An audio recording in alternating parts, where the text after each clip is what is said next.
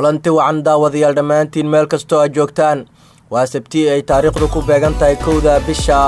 6 ee sanadka 2019 qodobada wararka ee saaka aad maqli doontaana waxaa ka mid ah Somaliland oo war ka soo saartay saraakiishii iyo ciidankii ka soo goostay ee Puntland soo galay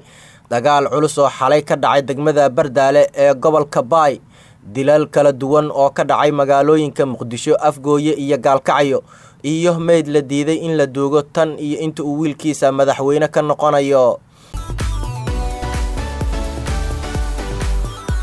soo dhawaada daawadayaal qodobadaas iyo kuwa kale oo faahfaahsan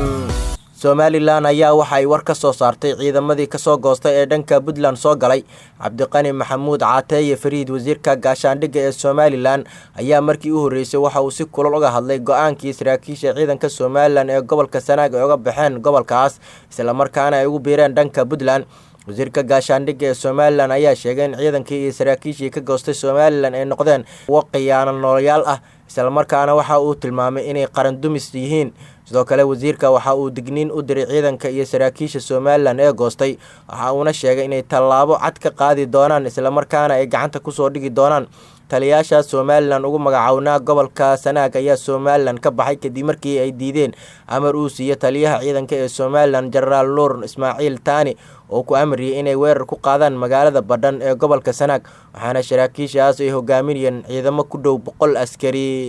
magaalooyinka Muqdisho Afgooye iyo Gaalkacyana waxaa ka dhacay dilal kala duwan hadeena uu ku bilowno degmada Afgooye ee gobolka Shabeellaha Hoose waxaa xalay halkaas lagu dilay wiil dhalinyaro ah oo ka soo baxay masjid wararku waxa ay sheegayaan in dilkaasi ay geysteen niman bastoolada ku hubeysnaa kuwaas oo u suurta gashay inuu goobta isaga baxsado magaalada Gaalkacyana xalay waxaa lagu dilay nin ka tirsanaa hay'adaha qaramada midoobay gaar ahaan dhanka amniga u qaabilsanaa dilka ayaa sidoo kale waxa uu ka dhacay bartamaha magaalada Gaalkacyo gaar ahaan dhanka ay maamusho Galmudug ilaa iyo haatan saraakiisha ciidanka ee amniga magaalada Gaalkacyo halkaas baaritaano ay ka wadaan waxaana ay soo qabteen dhalinyaro fara badan inkastoo aanan warbaahinta loo soo bandhigin ninka la dilay ayaa waxaa xilligii la dilay ay ahayd markii salaada cishaha laga soo baxay dilkaas ayaana lala beegsaday isaga oo masjid ku yaala magaalada Gaalkacyo salaada cishaha ku soo tukaday bisha Ramadaan gudaheeda magaalada Gaalkacyo sidoo kale waxaa ka dhacay 2 dilkaasna waxaa loo geystay taliyihii ciidanka isku dhafka ee gobolka Mudug ka howlgali jiray xilli uu salaada taraawiixda soo tukaday masjidna uu ka soo baxayay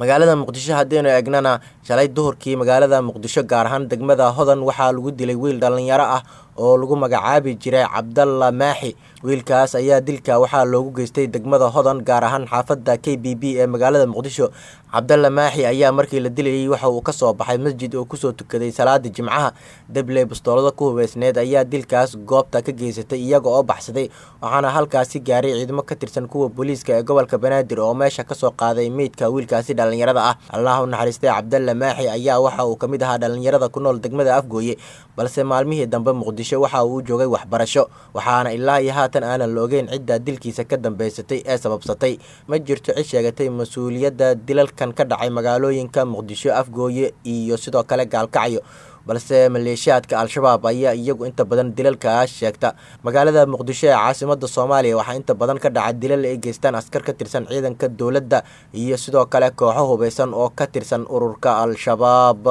degmada Bardaale ee gobolka Baayna haddii eegnana xalay halkaas waxaa ka dhacay dagaal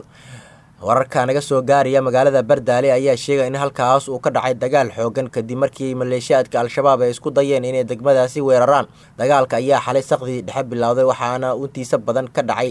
garoonka diyaaradaha hariirihiisa wararka ayaa sheegay in Al-Shabaab ay isku dayeen inay weerar ku qaadaan ciidanka Itoobiya ee saldhigga ku leh magaalada Bardaale ciidamada Itoobiya ayaana ridayay madaafiic inta badan laga maqlayay Bardaale ayaa waxaa saldhig ciidan ay u tahay Itoobiya oo qayb ka ah howlgalka AMISOM iyadoona sidoo kale halkaas ay saldhig ku leeyihiin ciidanka xoogga dalka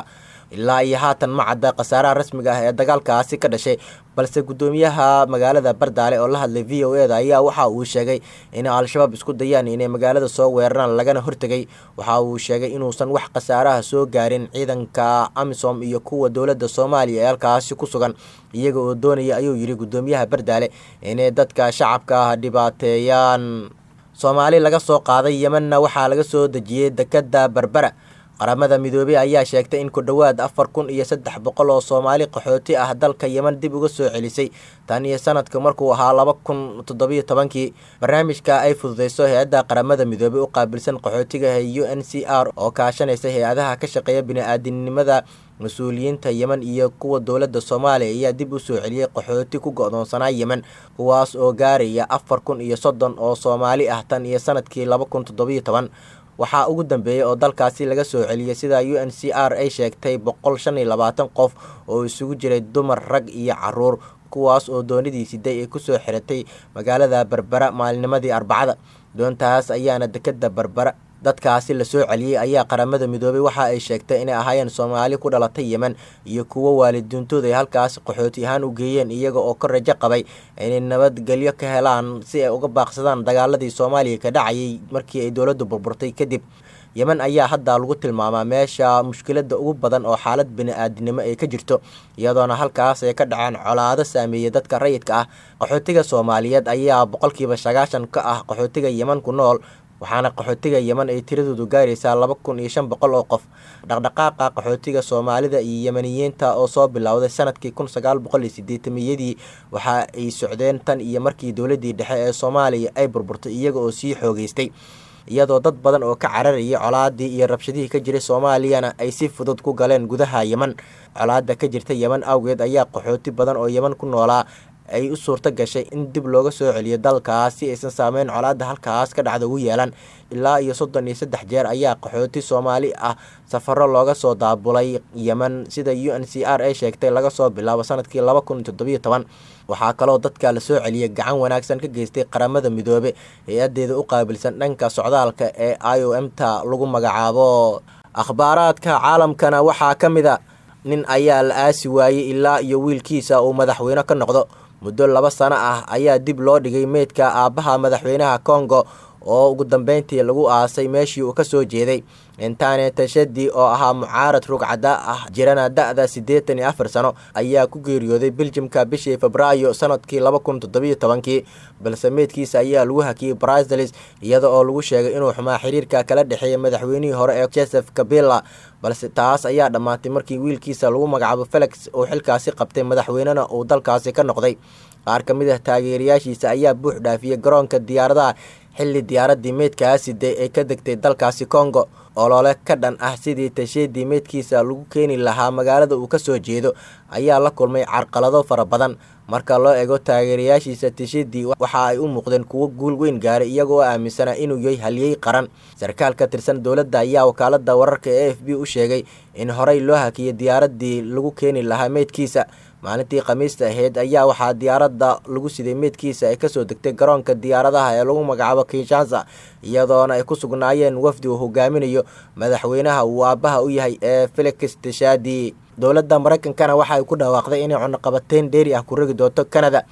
dowladda Mareykanka madaxweynaha Donald Trump ayaa bartiisa Twitter-ka waxa uu ku qoray in cunaqabateyn gaaraysa 25% kana bilaabanaysa 5% uu ku ragi doono waxyaabaha kaga soo dhoofa gudaha dalka Canada kadib markii uu dowladda Canada ku eedeeyay inaysan daacad ka ahayn dadka ka soo gudbaya xadkeeda oo doonaya inay gudaha Mareykanka soo galaan. hore ayuu Mareykanku ugu hajamay inuu canshuur dheeri ah ku ragi doono badeecadaha laga soo dhoofiyo gudaha Canada ee Mareykanka loo iibgeeyo, balse ma aysan dhaqan gelin. dalalka Mareykanka, Canada iyo sidoo kale Mexico ayaa waxaa ka dhaxeeya xiriir gaar ah oo ganacsi iyo heshiis ay wada gaareen, balse Mareykanka ayaa haddii arrintaas ka rumeeyo madaxweynahoodu waxay caqabad ku noqon doontaa xiriirkaasi ganacsi oo dalalkaas ka dhaxeeya. Canada ilaa iyo haatan wax war ah kama aysan soo saarin canshuurtaas dheeriga ah uu madaxweynaha Mareykanka ugu hanjabay inuu saari doono.